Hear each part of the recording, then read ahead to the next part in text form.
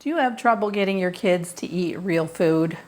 Well, guess what? My grandkids spent the night last night, and they're really picky eaters. So my challenge today is to try to make something that they'll both eat and enjoy.